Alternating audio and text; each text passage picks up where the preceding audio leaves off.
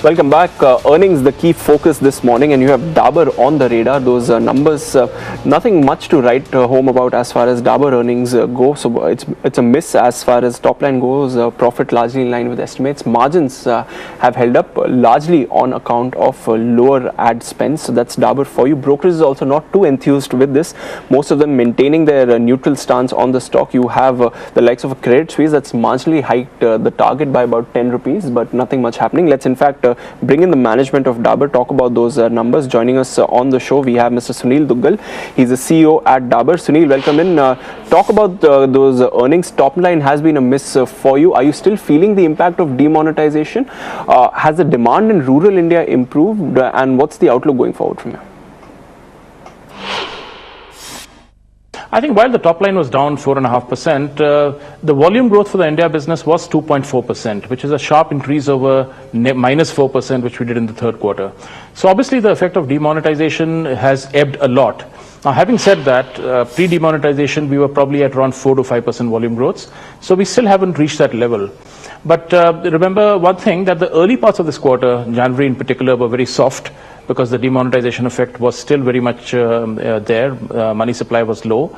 Now, as and when liquidity eased in the months of February and March, we also saw volume growth trending up. So let's say we ended the quarter on a much better note than the way we began. So that gives hope that perhaps for the next quarter we should be at pre-demonetization levels. But there is also the issue in terms of the GST implementation and the consequent results thereof, which may moderate the volume growth, but only on a temporary basis. So I think demand is coming back, and we are seeing definitely demand improvement in the rural areas in particular. And of course, the organized trade is doing quite well. So we do expect that the year going ahead is going to be much better than the one which has just gone by. Year ahead should be much better. Sunil, you spoke about domestic volume growth, which is at about 2.5%. What's the volume growth outlook for FY18? What can we expect? Can we go back to those levels of 7 to 8% that you used to see earlier? I think we can, and while it's early days, so I'll just give a very broad range that we do expect volume growth for the domestic consumer business to be in the 5 to 10% range. And the challenge is that can we nudge it towards 10% and perhaps beyond. But even on a very conservative basis, I think 5% is the bare minimum. So that's the range, and so definitely we are looking forward to better days. Right. Sunil, operating margins have improved, but not owing to any improvement in gross margins. Are these levels sustainable for you? What's the outlook, especially in the first half of FY18? We don't believe so. We think they will trend down a little bit. Keep in mind that these ratios which you see are on the back of a comparatively soft top line, so they look good. But as and when the top line increases aggressively, the ratios may trend down, because we would be investing considerably more in business in terms of both A&P as well as in personal costs. So I think the ratios will trend down, but that's nothing to worry about. So long as the top line is robust, even if there is some weakness in the margin delivery, we should be able to live with that fact quite easily. Right. Let's talk about your consumer care business margins. They've contracted alongside the revenue that you were just talking about. Just take us through the performance over there. Well, the margin delivery for the consumer business was good if you include the SG&A, which you may not have visibility. But I don't think there was any pressure on the margins for the consumer business as such. Even though the gross margins came down because of the mix issues, we sold more of juices and less of the other products. But that's something which is very temporary. I think the overall margin delivery was good, and we expect that to remain, perhaps trend down, like I said, marginally lower in the quarters ahead, but still remain at a very high ebb. Remember that these margins which we are seeing today are perhaps the highest ever delivered by the company. So increasing them or even maintaining them is not the highest priority. It is really driving more traction at the top line. Right. Just talk about the toothpaste segment. You managed to increase your market share over there. How's that happened? Were there any price cuts that you undertook?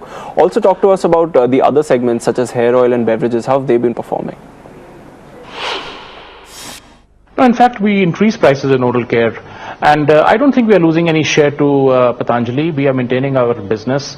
And I think Patanjali share gains are from other companies in the non-herbal segment, non-Ayurvedic segment. Our toothpastes are strongly herbal and Ayurvedic, so there's no reason for any consumer to shift from our brand to another herbal or Ayurvedic brand. So there's no question of loss of share. We've gained 100 basis points in the last year. I think that's a big achievement. Also in other categories like hair oils, we've gained share by 30 bips, in shampoos by 10 basis points. In beverages by 3%, so that's a big jump. So overall, the market share performance is good, and that gives a lot of hope that our market position is intact, and we just have to wait for the trade to get back in action and consumer demand to revive strongly, and we will definitely be able to show a better set of numbers.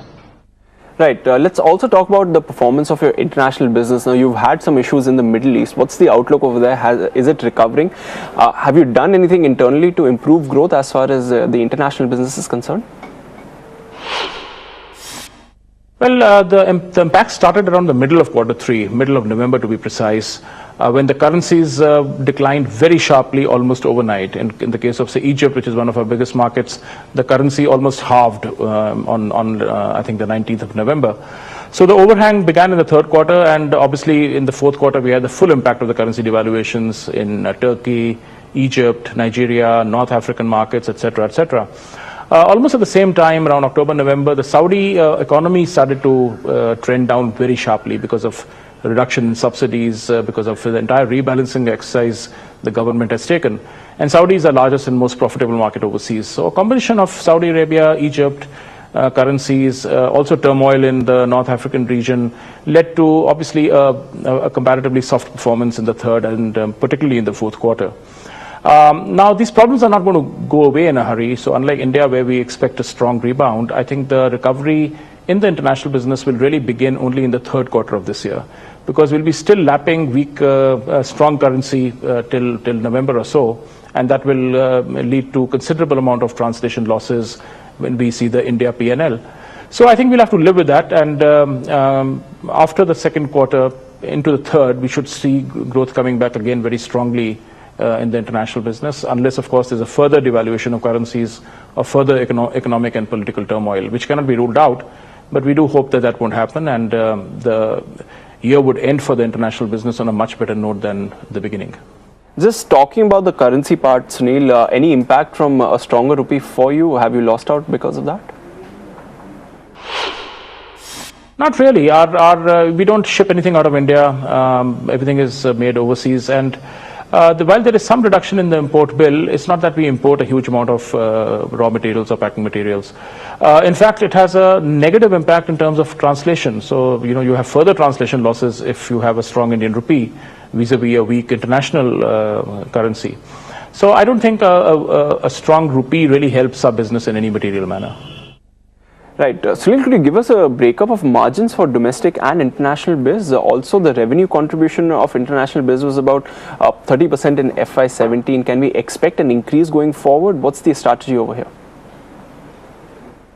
Well, if you talk the revenue share, I think it will trend at around 30% this year. Might even trend down a little bit, maybe to 28, 29, because of the currency issues. And I'm talking about this is the INR pie. If you take the constant currency pie, it'll look a little bit different. And then perhaps it will start increasing in the second half of the year, and next year the share of international business should move up. Similarly, the margin contribution of international business, which was pretty similar to the India business, has now come down quite sharply vis-a-vis the India business. So while the India business is showing very strong margin delivery, international is much lower at this point in time. But again, it will trend up as and when the currencies rebalance and the economies revive. Last couple of questions, Sunil. Talk about raw material prices. What's the outlook over there? Have you taken any price increases in the quarter? Well, we are forecasting a fairly moderate 1.8 to 2% in inflation for our basket of raw materials. So I don't think inflation is a huge concern. Whatever inflation happens, if it's at this level, can be easily mitigated through price increases. We don't see inflation trending much beyond this, but you never know during the course of the year. If the monsoon does not do well, then there could be pressure on agri-product costs. But oil seems to be pretty much under control, capped at the current levels, not likely to move up, and that's a big slice of our raw material basket. And if the Indian currency remains strong, the cost of importation would obviously fall, so that would help our business to some extent. So margin, not an issue at this point in time, other than the international business, where it is consequent to the currency devaluations and other issues.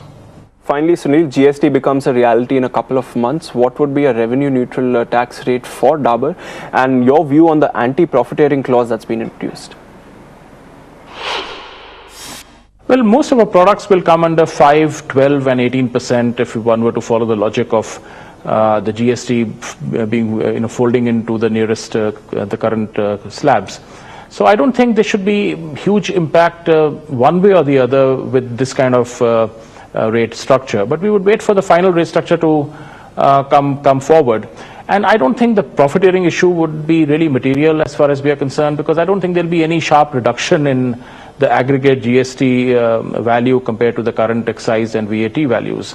So we've not really thought that far ahead. We'll see when the rates come out.